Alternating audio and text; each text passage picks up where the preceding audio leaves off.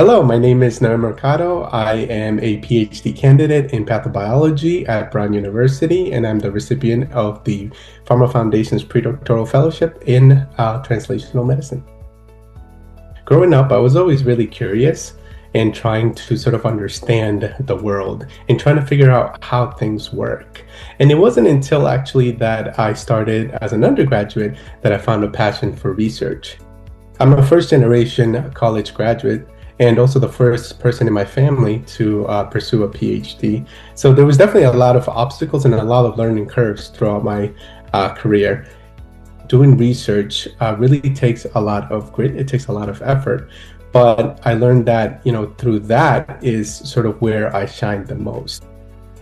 So my current work focuses on understanding the role of a widespread common virus in malignant brain tumors.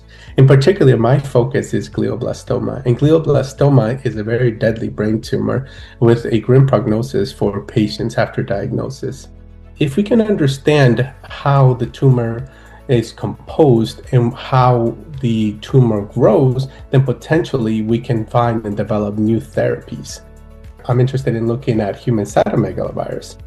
And this virus is very widespread. In fact, 90% of the general population has encountered this virus. We know a little bit about the virus, but what we don't know is whether this common virus has an impact in how glioblastoma develops and grows.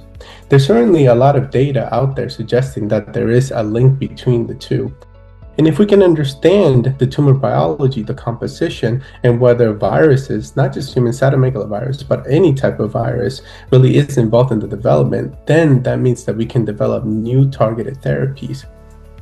So a standout moment for me was in 2020 during the global pandemic. Now, during this time, I was working in a lab at Harvard Medical School, and we were one of the first 3 labs to develop one of the FDA-approved COVID-19 vaccines.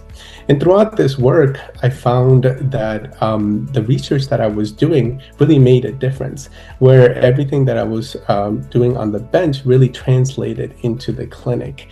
And throughout all of it, really the main goal was to save lives and to end the global pandemic. And so through that is my standout moment, because it showed me that in the future, that all these research that I was doing, all these questions that I was asking really did matter and are important in the field. So what I enjoy most about research is the direct translatable impact. We're building knowledge as scientists, and actually a lot of this knowledge can directly translate to developing new therapies. So that's what is exciting for me, that the basic research that we do, understanding, for example, in my research, how tumors develop, the tumor microenvironment, things that are in these tumors, then how can that be translated into developing new therapies? And we're finding that there is actually a lot of work that actually meshes together, that these two fields really coincide, and they don't work sequentially. They actually work hand in hand, where clinicians are actively looking at these basic research questions, and they're seeing that there is some of this data that can be translated into the clinic. So that's what I find most exciting.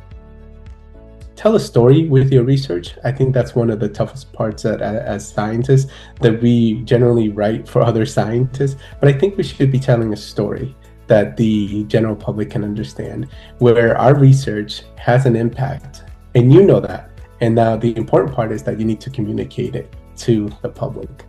So my future plans are actually to start my own independent lab. I want to do a postdoctoral position, either in academia or in industry.